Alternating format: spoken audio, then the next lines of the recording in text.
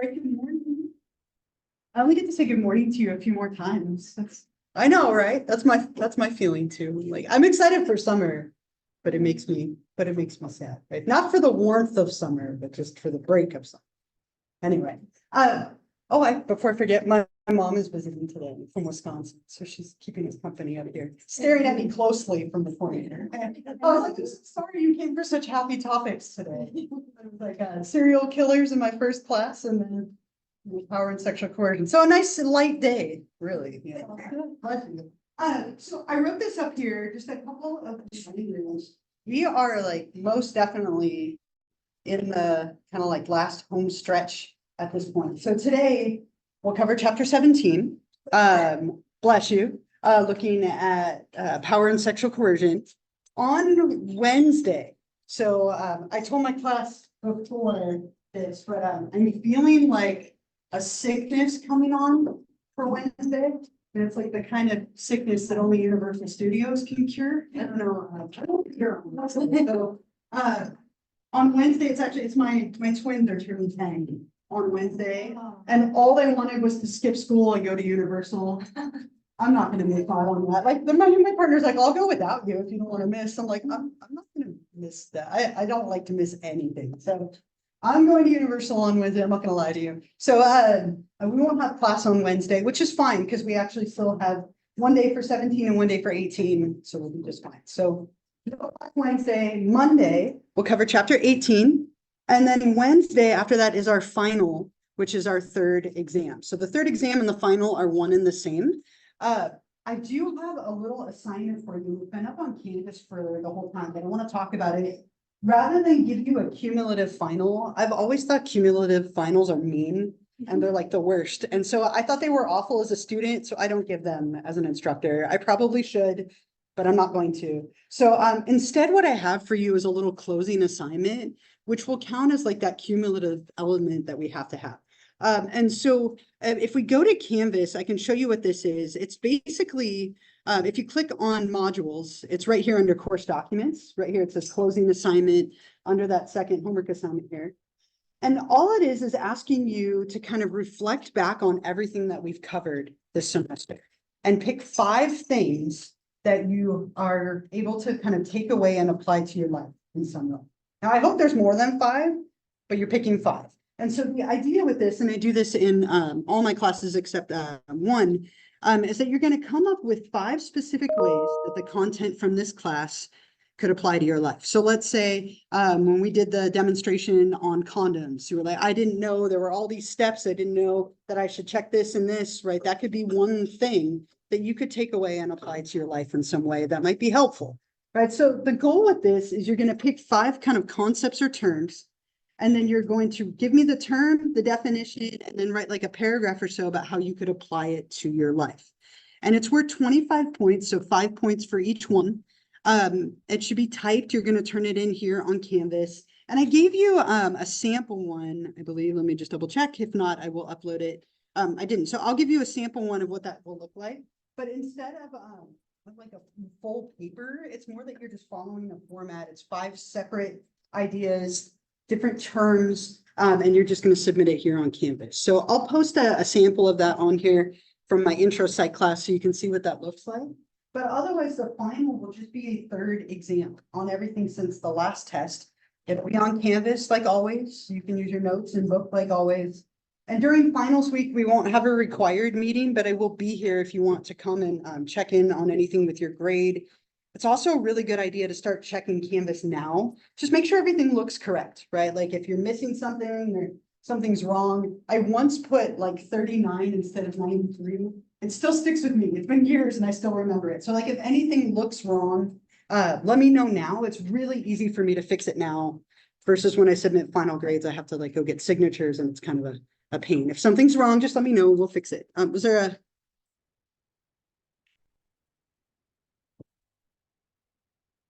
No, at this point, but we should have, we'll have one more for sure, which should be 10 or 11. So I ideally try to do 11 so that one gets dropped. And so we'll see if we can get there. We should be, but it'll be close, right? And if that's the case, great. There was also that extra credit with the self-care thing that I offered, worth 5 points. If any of you want to do that or have pictures you want to send me, do that before the final, and you can get those points there too. So yeah, not a lot of time. I hate to miss Wednesday, but I'm not missing out on those universal churros. I'm sorry, it's just not happening. No way. Oh, and my kids, their birthday too. Yeah, just kidding. It's the churros, right? Yeah. Closing assignment and then the actual exam. Yes. Yeah, so they're both due on the same day on that Wednesday, but you can turn in the closing assignment at any time between now and then. So if you want to get that done early, and then obviously everything else is pretty much done. So focus on that. The study guide is up for that. Again, just like the other exams, you have everything you need to kind of prepare. And then that closing assignment gives you the opportunity to reflect without me having to test you about it, right? Yeah. So that's next week. Yeah. So Monday we'll do 18 and then the exams on Wednesday. So I'm gonna write this up from here on out just to kind of keep it on your mind, and it's gonna sadly get shorter and shorter. So it's our last. Yeah. Okay. Yeah, it's our last class, and I will be here during finals weekend on the day of the time of our final. If you want to come meet with me, I'll just be sitting here, like kind of working on grade stuff. So you're welcome to come meet with me, but I'm not going to do anything required on that day. We'll have the final then on campus. Anything else for now? Again, don't forget about that self-care thing. If any of you want to send me a picture, even if you don't want to do it for extra credit or you already did it, you can take your pictures if you want to send them to me, and then again, I won't be here Wednesday, but I will see you Monday. All right. So with that, then let's we're gonna look at chapter 17 today. Okay, just make sure. Yes. Okay. So I know this isn't the lightest of topics, right? And I imagine a lot of you have known somebody who's been a victim of one of these things, maybe yourself or someone in your life. But it is an important part of sexuality, so we will talk about it and cover it. So we're going to look at different types of sexual coercion. And if we look at that definition, sexual violence or sexual coercion is when somebody has had a sexual act committed against them without their consent, right? And we were talking a little bit about consent last time as it related to like children. We'll talk a lot more about consent today. But the idea is if you've been sexually victimized, you've been deprived of your choice, you've been coerced or forced to comply with something under duress, or maybe without the ability to give your consent because you're underage, or a whole host of factors like under the influence and things that we'll talk about in a few minutes. So there's a lot of things within this category, but all of them are considered like coercion or violence. And the one that we'll talk about first is sexual assault or rape. And sadly, the statistics on this are pretty sobering, and I believe they're on the next slide that we'll look at. But this is either completed or attempted unwanted, right? The key here is that it's unwanted, it's against your will, vaginal, oral, or anal penetration through the use of physical force, threats of violence, or maybe when you're under the influence of alcohol or drugs, right? And that is a big barrier to consent, right? If somebody is under the influence of a substance, technically they're not able to give their full consent, right? So that does make like a really complicated barrier if both people are drinking, or if maybe one person is drinking or under the influence of something. Now, there are 4 different types of like sexual assault or rape that we tend to talk about: stranger, acquaintance, date, and statutory, right? And which one do you think is the most common, if you had to guess? Yeah, acquaintance. Yeah, sadly, and we tend to have this stereotype that it's somebody that you don't know, but most frequently, and it's frightening to say, most frequently it's an acquaintance. Maybe not somebody that you know well, but somebody that you are familiar with. So a stranger would obviously be somebody that's unknown to you. An acquaintance, a friend, someone that you know a little bit or you've interacted with, someone in your life. Date would be someone that you are romantically involved with. And statutory is when someone is under the age of consent. This is probably the most complicated because what we define as consent and under the age varies from state to state. And so if you have somebody who's 18 and someone who's 15 engaging in sex with each other, that could technically be considered statutory rape, right? Especially when there's a big age difference between 2 people is the key here. But with all of these, what we're looking at is that you are not able to give your consent. And the way that we define consent, it's a conscious mind and body alignment of both partners. Both parties agree to have sex.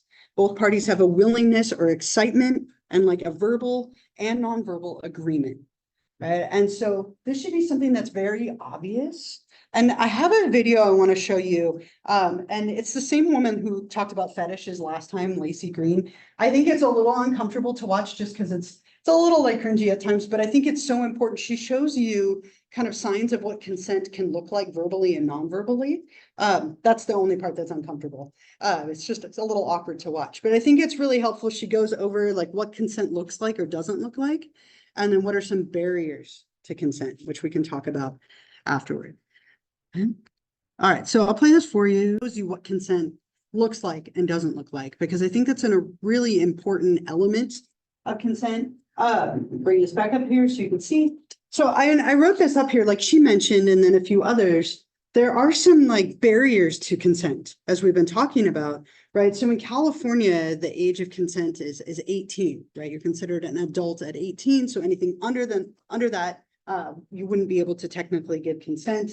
Any kind of intimidation or fear or force or threat, which kind of piggybacks off the idea of like a power dynamic, right? So if somebody has like a power dynamic over you, like she mentioned, a teacher or someone of faith or a doctor, a therapist, or whoever it might be, if they have any kind of power over you, that creates like an intimidation, fear, like potential force threat kind of situation, a boss, for example.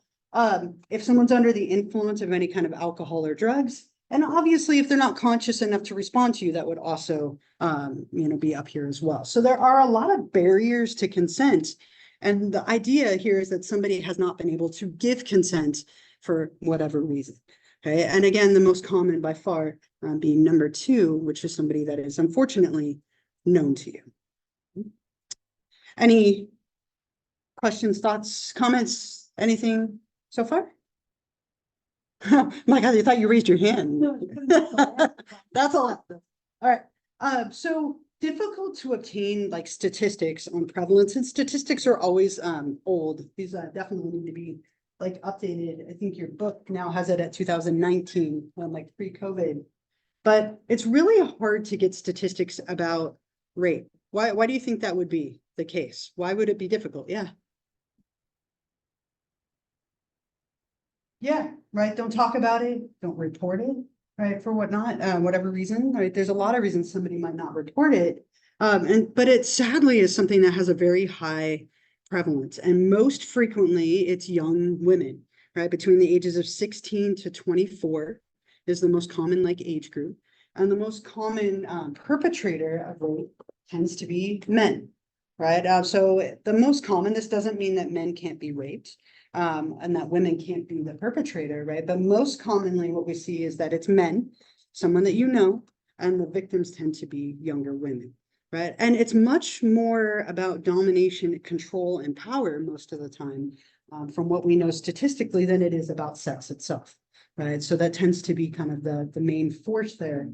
And then the media plays a big role as well, right? She talked about that a little bit in her video, that we tend to very often portray sex in a very inaccurate way, especially in pornography, right? Someone will say no, no, no a bunch of times, and they just keep pushing and pushing and pushing, kind of portraying that that's okay to do, right? And it is a huge push right now to have what's called consent culture, as she mentioned, to make sure that this is something that people are aware of, that it's not okay to just keep pushing at somebody until they cave, right? That is a form of coercion. So some statistics, again, older, but most frequently younger women, and perpetrator being older men. Something that's very commonly part of sexual assault, unfortunately, are date rape drugs, right? And these vary in a lot of ways. Alcohol is involved in quite a few cases. And a big part of that is it's a barrier to consent, right? So it tends to show up here as it relates to rape. But rohypnol, GHB, ketamine hydrochloride, right? There are a bunch of different things that are odorless and tasteless that people can put into a drink that cause you to fall unconscious, right? Have memory loss, things that lend very easily to sexual assault. And also a lot of really amazing new things to test for these things, right? There's a few years ago, it's like undercover, I forget the website, it's like undercovercolors.com. They have this new nail polish that's clear that you put on your nails. And if you put a nail in a drink and it detects any of these, it changes color. Right? Like really like cool things like that I mean, it's so sad that we have to have them, but wonderful ways to protect yourself. You know, drinks at like big parties or in like crowded like venues tend to be a big point of vulnerability. So, you know, being careful if somebody orders you a drink, or if you're at a party, you know, make sure to keep your drink covered. But there are things like these nail polishes and things that you can dip a finger in the drink, it will detect it. And they're not very expensive either. It was developed a few years ago and kind of an amazing like protective thing to consider.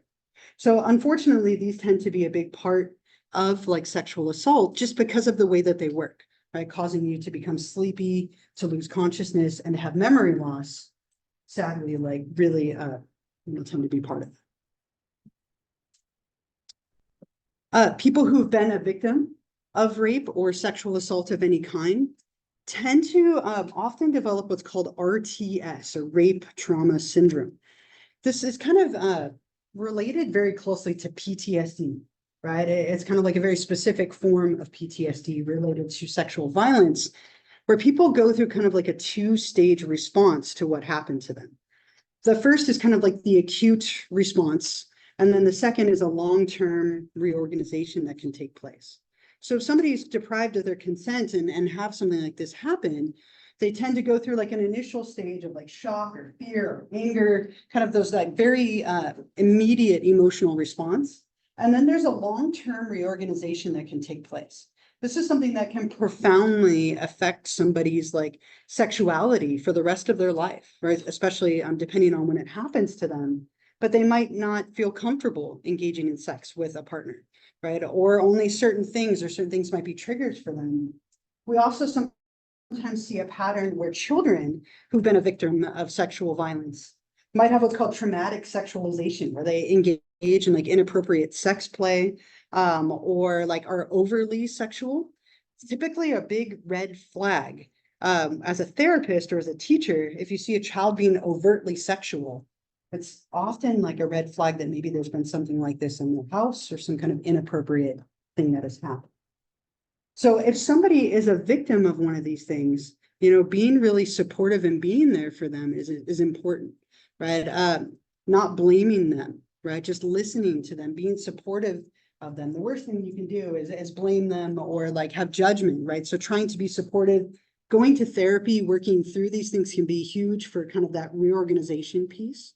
But this can be something for some that leads to like a long-term, mental health effect for people and affect their sexuality.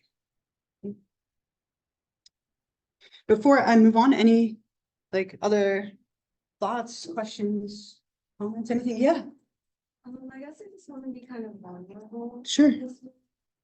I think when people see rape, it's hard for people to see the human behind it. And I'm glad that you have this slide that talks about the aftermath. Yeah. Because that's kind of why not kind of, it is the reason why I have a service dog. Is because, like, trigger warning, I was brutally raped 6 years ago. Mm-hmm. And I am still in the process. 6 years ago, I am still in the process of a criminal trial. Yeah. It's been being pushed back. The defense will try everything to gaslight me, tell me it didn't happen, when there's like literally thousands of pictures that they took, hundreds of pictures that they took in the hospital. And on top of that, this is why victims don't report. Yeah. Because on top of that, they never tested my rape kit 6 years ago. And so they're going to test it this month. They're testing it, my urine sample from 6 years ago. Yeah. And it's not going to show shit. And so it's just important to think about the human behind this serious act of violence. And I appreciate so much your vulnerability and sharing that with all of us. And I feel for you so much. It's 6 years to have to deal with this. And I'm sorry, I don't want to make you like cry, but I feel for you. And that's a big reason why people don't report it, because it's something that it isn't like a short-term thing, right? right? It's a trauma, right? I was in And treatment 6 months. yeah. And it still affects me even after I graduated. Mhm. Of course, I'm better. I wasn't supposed to survive until now. Yeah. Well, I can speak for myself that I'm really glad you're here. And I appreciate so much that you shared that. And I know that you're not alone. Like I guarantee, I won't ask this question, but I guarantee a lot of people in this room have either had somebody very close to them, myself included, or like themselves have been victims of this. And it's really an awful like violation of your rights, right? And it leads to a very long-term effect, right? Yeah. Do you want to add to? Also, thanks for your warning.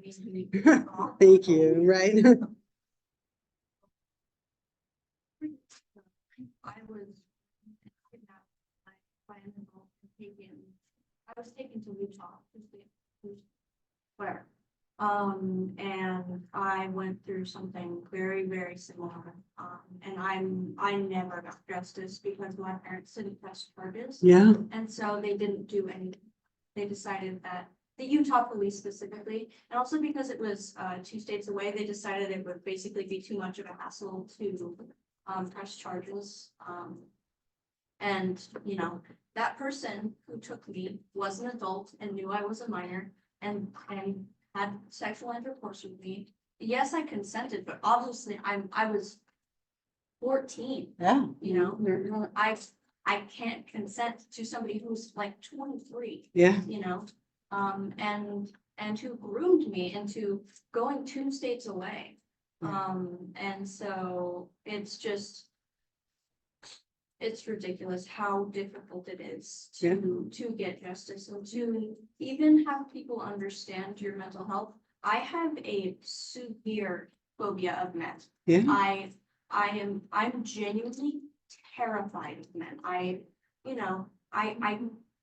can't be in conversation even with a cisgendered man for more than an hour without starting to panic and Not feeling unsafe, having to right? leave. Mm-hmm. You know, and I was in therapy for this a long time because I couldn't function. I couldn't go to class because there were men in my class and I felt like I couldn't handle myself. I'm better now and I can handle myself, you know, around cis men, but it's still it's extremely tiring, honestly. Yeah. And again, you know, thank you as well, right? And I have somebody very close to me who this happened to 25, 30 years ago and still has little triggers, right? And it was her boyfriend, right? Like somebody, and her parents didn't believe her, right? They were like, what's your boyfriend? Like, of course he didn't do that to you. And like, well, that doesn't mean that it's not somebody who could still do this, right? And like, and she didn't report it out of fear because he was like, if you report it, I'll kill you, you know? And so, and that's another element why sometimes people don't report these things. And just the ongoing, like, you know, fear and little triggers, right? For people who have gone through any kind of trauma. Like here, we're talking about sexual trauma, but I mean, this is very along the lines of PTSD, right? And so anyone who has any kind of like traumatic event, it tends to haunt you. That's how I always describe PTSD. It haunts you. You have triggers, you have things that bother you, and it can take a very long time to get over that through therapy or through time, through healing, whatever way you can. And even harder when you're trying to heal from it and it's just being thrown in your face constantly, right? Yeah, go here in a moment. Yeah. I have a best friend who like has gone through a lot of stuff, but it's not my support stuff. Right. But it's just like it still affects him to this day. Yeah. And even though like now he has a partner that he loves very much, and he'll call me, they were doing something like being intimate, and I will cry because he's like, he'll always like, he's like, I don't understand why I'm happening. And even I will have long conversations, and then oftentimes like he experiences any affection, he assumes that it's something bad. Yeah. And it's like something that I can relate to a lot, because like that is something I experienced as well. But it's like, even though like it happened so many years ago, it's still listening to this day. Yeah. And since his parents really like, quite frankly, I forget my language, don't give a fuck. Like, I'm basically act like a little, an older sister to him. Mm. And even like jokingly, sometimes he like calls me that, but really I'm always support system he has. And that's great that he has a support team, right? And that's sometimes what makes it even harder when your parents or your support system doesn't support you the way you need to in this moment, right? Well, what sucks is like his assaulter has done it multiple times and to multiple victims. Mhm. And just because his dad's a cop, he doesn't get in trouble. And he's transferred schools because of how that backlash he's gotten, but like, no, so. And that should absolutely not be the case, right? But, it didn't go. Yes. My partner actually went through such an extreme sexual trauma like in her childhood too. Like that's like very close to be my story to tell. But so bad was it that it changed her brain chemistry. Like Yeah. she's borderline. So she has BV now. And I can tell that she's done so much work on herself, like before we even met. And I'm so proud of her for it. Mhm. But and just hearing, and I don't know what the extent of it, and it's perfectly fine. Yeah. But just knowing that there are potentially worse stories that she's not yet telling me, Mm. just absolutely just rubs me the wrong way that she even like went through something like that. Yeah. And to just like she's actually like seen my reactions to like the stories that she's told me. Like I had like been like physically angry Mhm. at the things that she's told me. But like slowly she's getting better and I do see that. Yeah. And again, I'm so proud of her for it. That's wonderful. But Right. just knowing that this is how badly she was changed, like before she Mhm. even like knew herself, Yeah. it's awful. Yeah, and then, a little outside the scope of this class, but, I think I shared with you in the beginning, I'm trained as a marriage and family therapist. That was my background before becoming a professor. And, therapy for this kind of stuff is almost a must, to really process it. And there's something called EMDR, which is not, again, kind of beyond what we're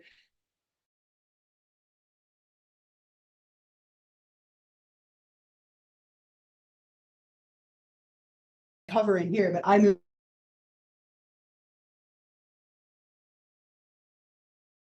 break down and digest that trauma in a way where it can be absorbed into your mind in a different way and lose a little bit of its power, right? There's a lot of, wonderful treatments that sadly are needed for anyone who's gone through something traumatic. We'll come back up here in a minute too. Yeah.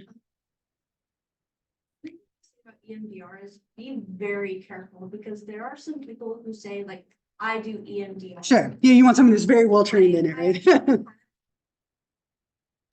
Went to EMDR for something similar. Sure. And she like basically ruined his life because she was not properly trained in doing EMDR. So just a word of warning. Sure. Be very Yeah. careful Yeah. if you're going into EMDR and do heavy research on the person that you are doing, because there are people who are like, I do EMDR, but they're not actually. Yeah, you do definitely want someone who's very well versed in it and has a lot of experience with it. I mean, it can be wildly helpful, but like anything, if you open something up and they're not trained to help you with it, that could be even more damaging. Yeah.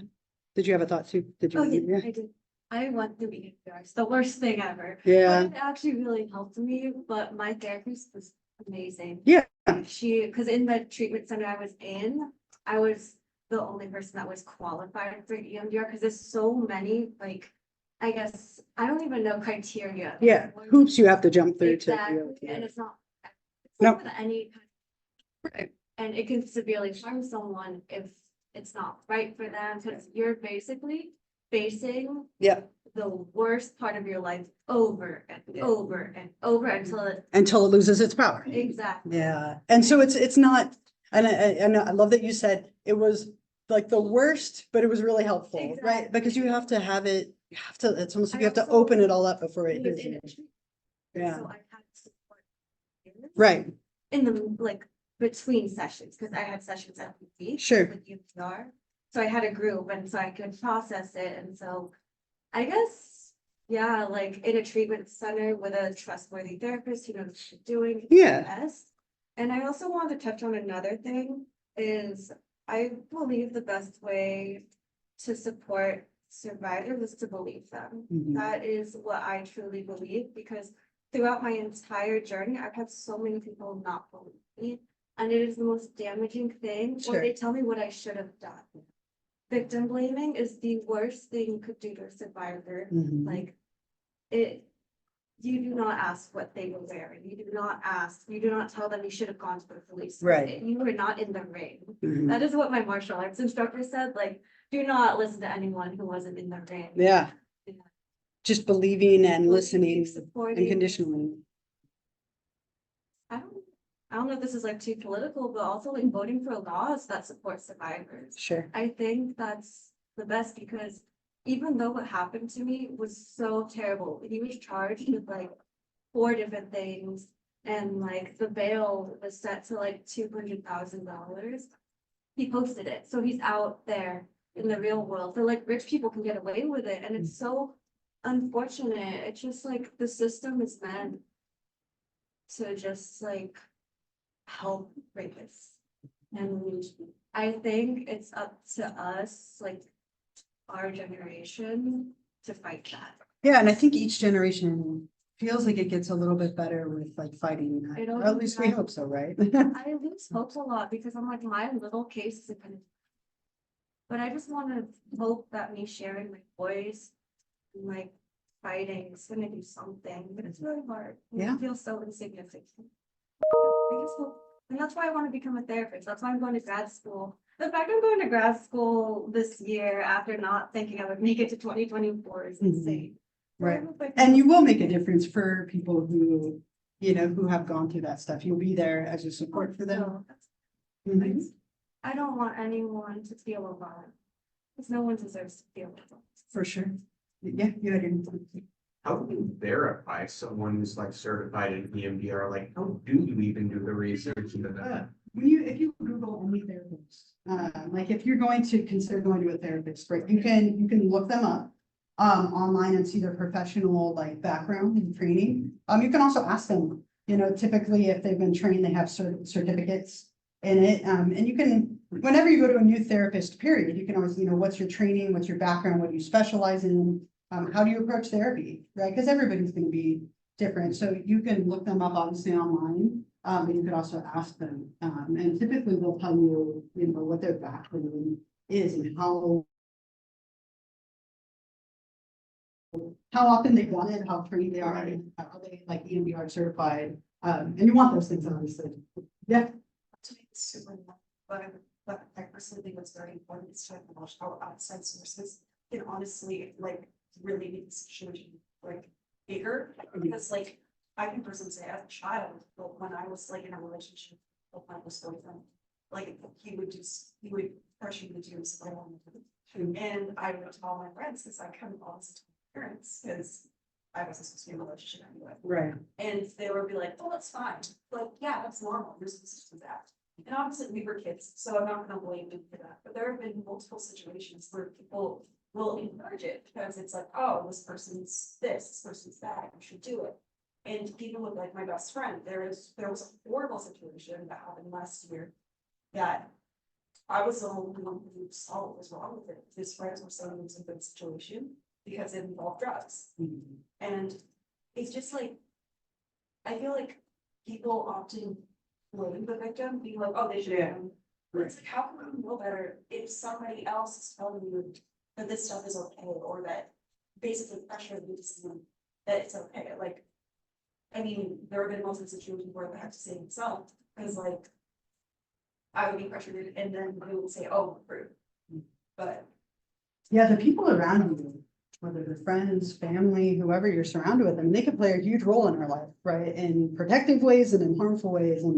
And, you know, obviously, again, a very like emotional and difficult topic. And I mean, just look in just this small group of people, and those are just people who have shared. I guarantee there are more of you who have been touched by this in some way. And it's a very, you know, it is a huge violation of your rights and can take a long time, you know, to process and try and heal from. And, you know, we talked about this a little bit last time too, with the coercive pedophilia and so on, but like child sexual abuse very similarly, right? And like here we're looking at someone who is a child being deprived of their rights, right? And this as well, same like, just like with the rape trauma syndrome, can lead to a long-term reorganization of your sexuality, lead to long-term like consequences. And, typically, again, here, the most common cases of childhood sexual abuse come from a relative, right? Somebody that is known, right? The most common is actually between like siblings or like, aunts and uncles and children, uncles most traditionally.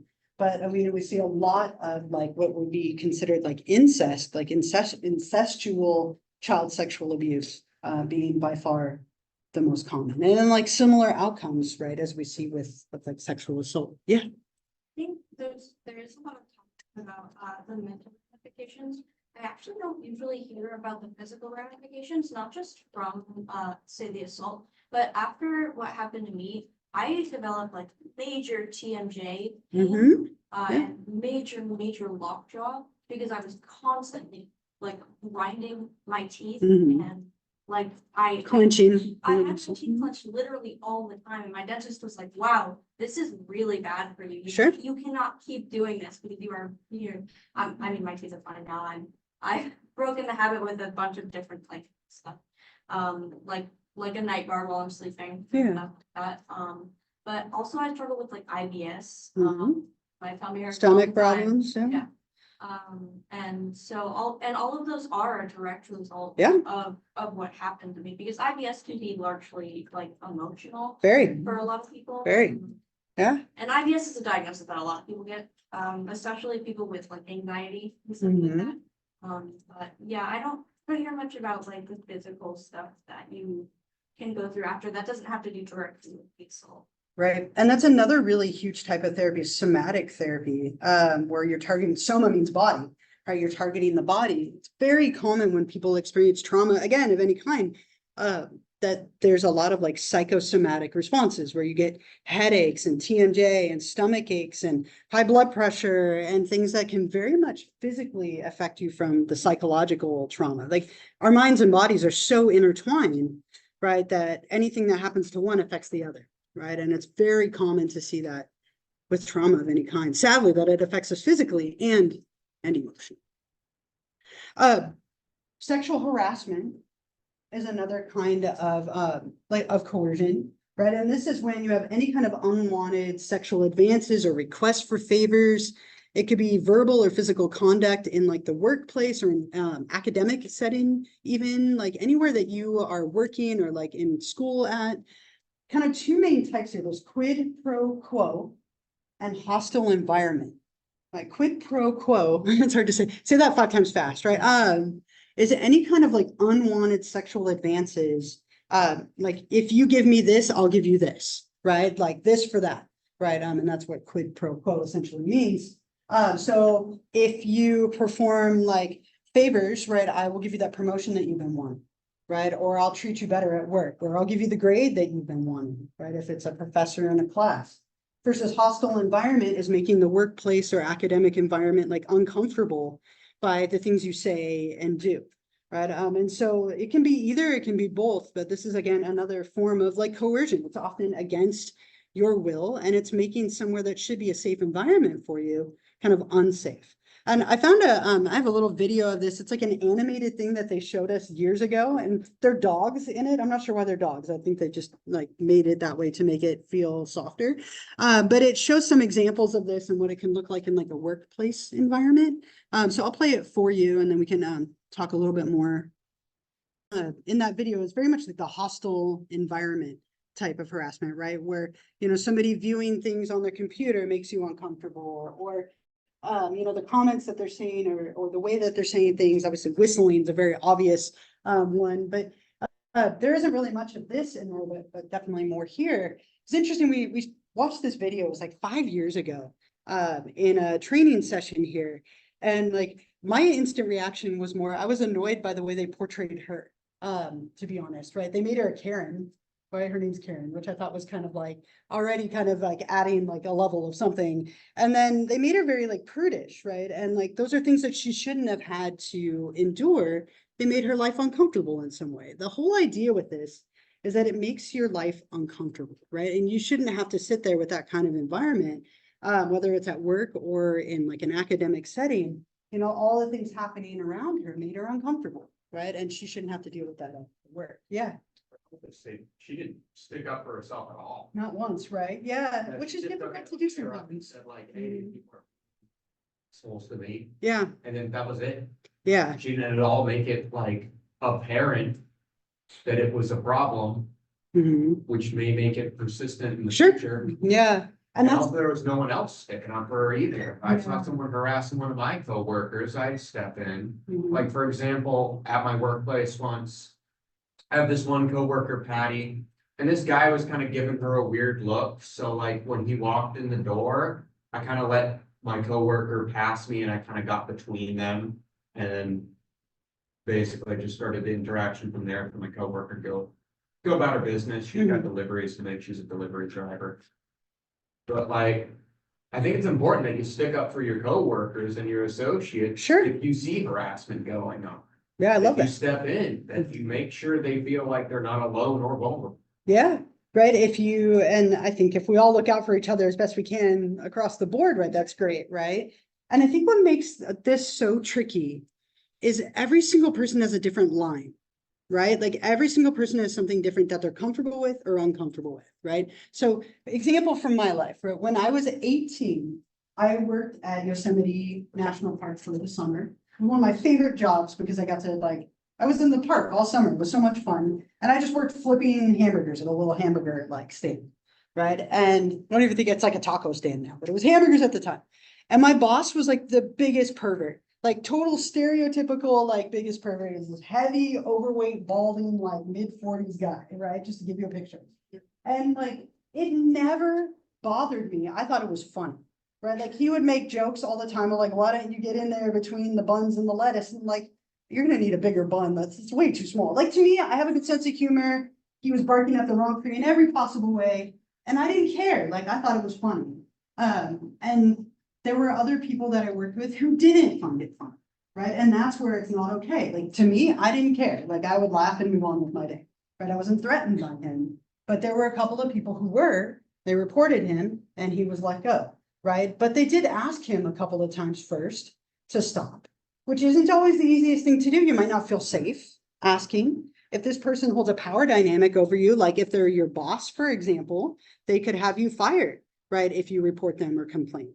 So that's where it starts to get tricky, right? Like, I think in general, if you feel comfortable, the first step usually should be like, hey, you're making me uncomfortable. Would you mind stopping?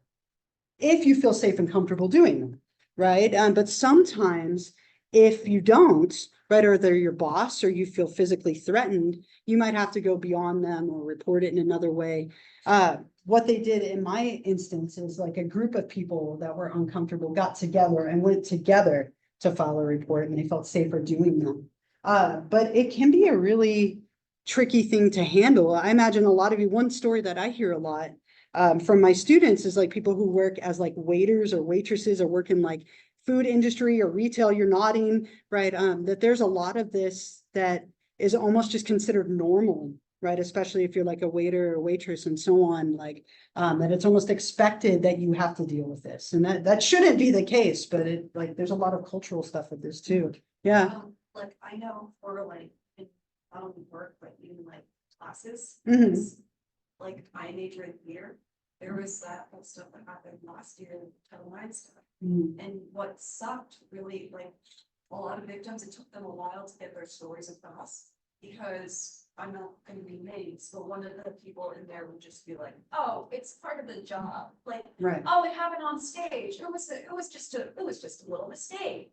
But it just happened so much, so it literally took them to protest just so their voices would be heard. Sure. And even now, like that stuff is enforced when you have place set training and all this stuff. It's literally mandatory when you take a class to have this test. You have to take it.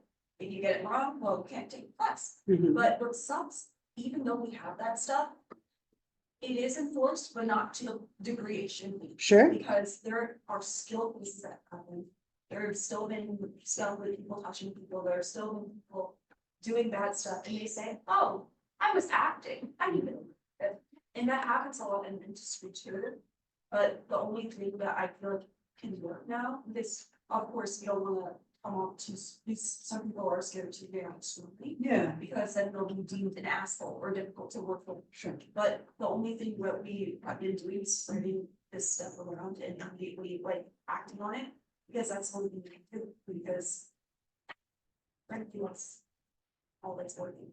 Yeah, and it's so hard. There's mandatory training a lot of the time in all jobs for this stuff, right? Like I coached my kids' soccer team last year, like 8-year-olds and 10-year-olds. No, I just took them back in time. 10-year-olds and 12-year-olds. I was like, you're 10 and you're 12. I had to take a 5-hour like sexual harassment, like how to interact with children training in order to coach them, like for free, right? Like I didn't get paid to coach them. It was this huge long class, right? In addition to other stuff, and just because you take a training doesn't mean that it necessarily follows through in the way that it should, but it's definitely something I think is talked about a little bit more now, which is good, but like, I mean, there's kind of whole steps that you should follow, but it makes it complicated when this person holds a power dynamic over you, or it's a customer and you don't want to get in trouble with your boss for like not tolerating them flirting with you, right? Or like, that's your way of getting like tips as a waiter or waitress. Like that's a story that I hear a lot from students as well. So, I don't, did you have your thought with this?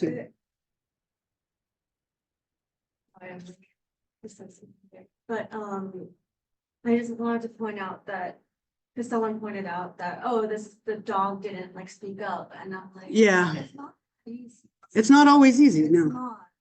You know, if you're not in that position, it's easy to say, like, speaking up, like, is the way to go, or like, I can stop it. It's not that easy.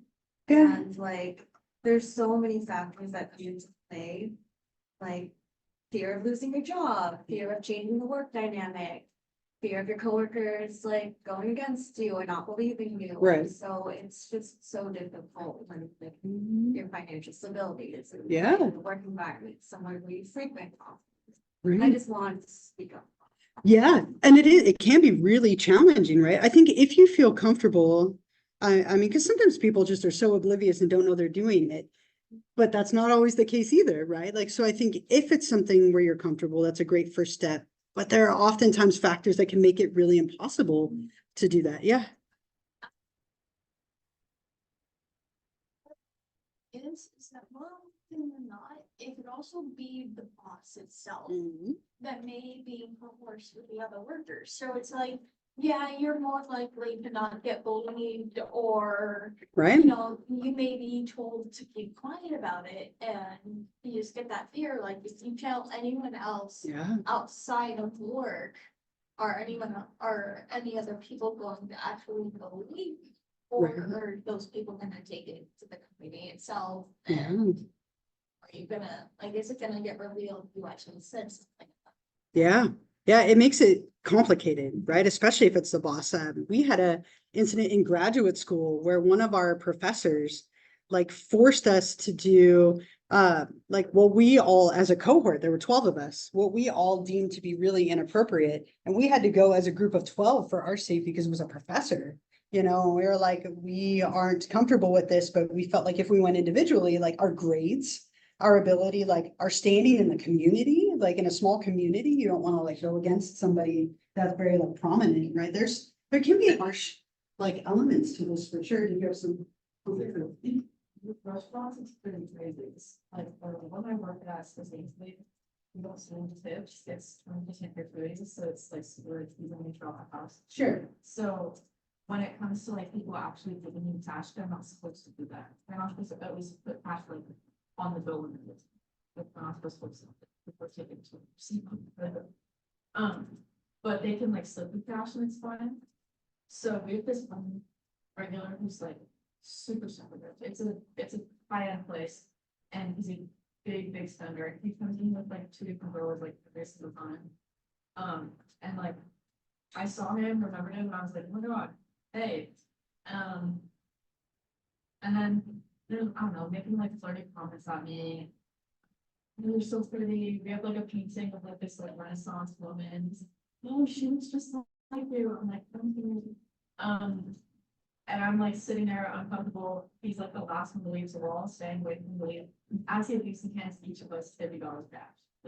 Like shakes our hands, puts it in our hand, and I'm like, because none of us want to say anything, because he like just probably. So. How many elements to there are to that situation, right? There's a lot of pieces to that situation. Yeah, right, and that's that trade-off too of like, I don't know what to do with this, and that's where this gets messy, right? Like, if you get messy, yeah. Yeah, I believe the industry too is very male dominated in like the higher up positions, and that was the situation with us that I worked for a long time. Was we had a manager who was male, he was coming on to basically any woman in the store, and like my friend, he was sending sexually explicit like, images and messages to her, and she like finally spoke up after months of it happening. And because the manager of like all the other stores was a man and they were friends, where he actually got that guy the job, they had my friend move stores because she was uncomfortable instead of firing the guy. And then it's just sucks because it's like he's still in power and he still does that stuff to all of us. Yeah. But it's like now all of us feel like we can't say anything because they're just gonna move us to their store, or they're gonna recommend we find another job. And it's really hard to like be able to speak up when you know it's not gonna be the main thing. Yeah, when you know that like you're the one who's gonna pay the price for it rather than the person who should would have paid. Yeah. There was something so weird about like being deeply uncomfortable about an interaction with somebody, but they did do money. Yeah, It's like we were like, right. but like, it was incredibly uncomfortable. So like you have to like, and it's just always so weird, like to the man who's real family, the man is like, when they do the other side attention, like, you know. Yeah. They say like weird baby moves and Yeah. Oh, God. It was just so weird. And they like. It's so common, it's so common. Yeah. And we're like, I don't even know how to feel about this interaction. Yeah. It's just like, and like, it's like exhausting. I think they got me just like, whoa, but it's really horrible. And what a complicated situation would be where you're like, yeah, that would pay for a whole tank of gas, or like, that's money that will help me like buy my groceries. But I have to feel uncomfortable to get it, you know, like it does put you in a really awkward spot, and it should be that that's not the case, right? Like that you could not have to deal with any of this stuff, but it's so pervasive in some industries that it's almost like accepted as a norm. And any kind of like food service and retail stuff is really common in the culture, which is unfortunate. It shouldn't be that. Like, what's the best way to like support your coworkers and stuff and make sure stuff like that doesn't? Yeah, and I mean, I think standing, like you said, standing up for people when you can, or being present. Like if you notice somebody's uncomfortable, just being present sometimes is enough to diffuse it, rather than having other people around. Or like, you know, oftentimes what people will do is they'll band together as a group. It's much harder to relocate a whole group or like ignore a whole group of people who are reporting something rather than one. At one point kind of discriminating against me because I'm a little bit more distractible. I've got ADHD and stuff like that. And he was saying like, he told one of my coworkers, oh yeah, keep an eye on him and make sure he doesn't get distracted. And all of my coworkers, I didn't take much of it because I'm like, man, just brush it off. Yeah. Move on. They're like, no, don't take that, Gabe. You're Yeah. supposed to stand up for yourself. Can't let them push you around. And all my coworkers got together and said like, hey, don't treat him like that. Mhm. That's one of our coworkers. Yeah. He's one of us. He's not any lesser or greater than any of us. And that probably felt really good to have them support you like that, right? Kind of like you were saying, like I think the more you can be there to support each other, Because going right? forward, I was more like, I felt more comfortable standing up for myself because I knew I had people to back me and I'm not gonna like get my schedule altered, my hours cut if he doesn't like me. Right. Or something. Because it's like not that. just you anymore, right? It's, Right. yeah, and there's a safety in numbers, right? And so I think that's the best thing with this is having numbers, right? Like if it's somebody and you're worried it's not going to be taken seriously, the second that you have like 3, 4, 5, a bunch of people, it's really hard to ignore, right? Yeah, it is. And like, and unfortunately, sometimes, I mean, you just go up the ladder until you find somebody who will deal with it. And like, yeah, it doesn't always happen the way that it should, and it doesn't always happen cleanly, but I think having the support of multiple people is one of your best defenses when you're in a situation that's uncomfortable. Yeah, I've definitely dealt with ostracism from my like fear of men. So, and this goes for my family and my school life, not college, but high school. when I was in high school, I would have like men, like try and joke about me being trans and be like, oh, what's in your pants? Oh, you know, why won't you hug me and stuff like that? Like, where's my hug at or whatever the hell they said.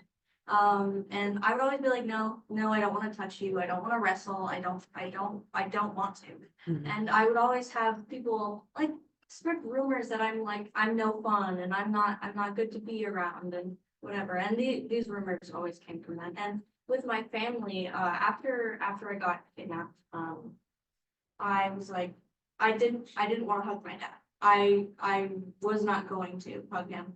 And I wasn't gonna hug any male member of my family because I couldn't bring myself to because it made me freak out so much. And it just destroyed my mental health to like force myself to do something like that. Yeah. And even through my family, I've been like kind of for a long time after that, I was seen as like, oh, you know, she usually doesn't want to hug anybody and she's so rude to the family, even when we do so much for her. And it's always such a like gross thing. Like I don't owe anybody physical affection, not even my family. And you know, I will give somebody physical affection if I feel comfortable and if I feel okay. But there was a point in my life, you know, I'm mostly good now, but there's a point in my life where I wasn't okay with men touching me at all. I was not okay with it, even if it was a jokey or they were just messing around. And that always got me a reputation of being like a prude or whatever. Yeah. Yeah, and it's unfortunate that we tend to portray people or view people even who won't tolerate, like, don't want to tolerate this uncomfortable environment, viewing them as prudish or like uptight or difficult. Yeah. I Right. like that one. Yeah. Why do you think I'm a weird freak? I'm like, no, of course I don't. Why would I? I Yeah. just don't Mhm. in any way. Sure. That doesn't mean I'm saying you're a creep too. Yeah, and I think that's an underlying theme with all of these, right? It's your body and your choices, or it should be your body and your choices and what happens to you, right? And that's the hard part with everything that we're covering in this chapter. It's been deprived in a way, right? Like your choice or your rights have been ignored or deprived or like, you know, ridiculed, whatever it might be. That's what makes these so hard, right? And again, you know, they're not easy to talk about. They're not easy to think about. Last one, this is the last one, and then intimate partner violence. Another one used to be called domestic violence, but they changed the name of it. Where you have this pattern of coercive behavior in a relationship, right? And again, sometimes we get this mentality of, well, you're in a relationship, like that can't happen, but that most definitely can, right? You can have these dynamics in relationships as well. And it can be physical, it can be emotional, it can be sexual, financial. Sometimes people will hold money over a partner or like, you know, it's owed to me because we're married or we're in a relationship together. And this is something that can be very, very cyclical in nature, right? Intimate partner violence is a very difficult one to break out of because it can be so like cycle oriented. And so what you tend to have is you tend to have some like incident of abuse. Right? Again, whether it's sexual or physical or emotional, whatever it might be, you have like an instance of abuse. And then the person who did that feels some kind of like remorse or guilt afterward at some point, right? They feel bad, right? Apologizing. I never should have done that. I'm so sorry. I won't do it again. Leading to really like sweet and like devoted behavior for a period of time. Maybe giving gifts, being on their best behavior, apologetic, like I'm changing, I'm working on this, you know, and maybe even being like overly over the top, like trying to make up for it. But then you have some kind of stressor that happens or difficulty that happens, and we're right back here again, right? But it's this cycle of people will be like, well, they feel bad and they're really trying to make up for it. Like they won't do it again, and then it happens again, right? And so it can be a very difficult one for people to walk away from a relationship where this is happening, especially if they're dependent on that person, whether it's financially or emotionally or whatnot. Yeah.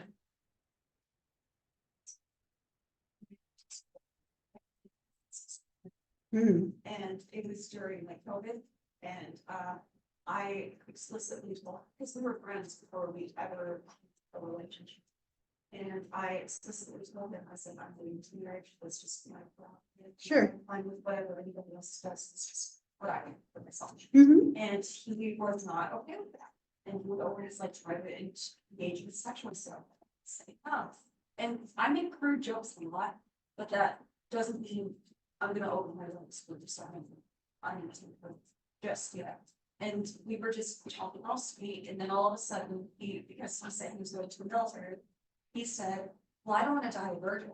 So since you're not okay with having sex with me, we'll just find somebody else. It's like, I'm still gonna be loyal to you, but I'm just gonna make sure I have sex with somebody else. And obviously I wasn't okay with that, and I cried, and then he called me and he was like, oh, I'm so sorry, da, da, da, and he would just like be on his best behavior. And then it would continue again, so Yeah. he would be flirting with my friends, basically being like, it would be okay if I had sex with someone you're close to, so at least it's not like I'm cheating on.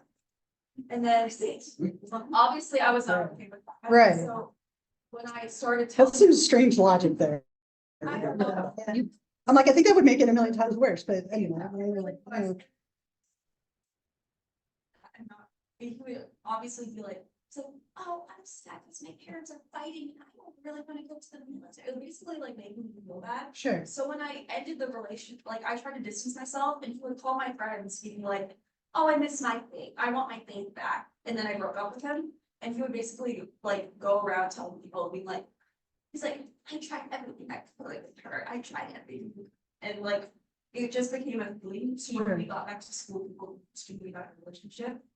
But at the time I felt horrible about it. Yeah. But now I was like, Yeah, and that's that's, the suck, buddy. yeah, right. I mean, and this can be like so subtle, or it can be very like blatant and obvious, but it does tend to have that like, you know, that like cycle to it of that like sweet devoted like behavior followed by like these issues. And I have a little like homework assignment that I want to give you. So two things. I know I have 2 minutes left. So first, I just would like to say thank you. I know a lot of you shared things that were very like hard to share and emotional. Thank you for listening and for sharing on both sides. They're both challenging in their own way. And I'd like to also reassure you that like this was the last slide with this. So next time we move on to prostitution and pornography. Maybe that's better. I don't know. I don't know. That was my reassurance. I don't know if that's good or not, right? But what I would like you to do, so normally I play this song in here, but we're obviously up against the clock, and I think it might be better to let you watch it anyway in your own time. So the song Love the Way You Lie by Eminem is a wonderful example of this very cyclical nature of this pattern. And so what I have for you here are the lyrics to the song, and then there's a little question at the end where I'd like you to find examples in the lyrics and in the video. If you just type the song in online, I guarantee you can find it. If you can watch the video for it, I think it's even more powerful. Like it's on YouTube easily, like, right? I'm sure you can find it. If you can't, you can email me and I can send you the link, but I'm sure you can find it. So before you go today, make sure you grab one of these. Work on it. It'll be due when I see you on Monday. Okay, because I won't see you Wednesday because I'm feeling so ill. But I will see you Monday. If you're not gonna be here, email us to me, that's fine. Have a wonderful weekend. I'll see you next week.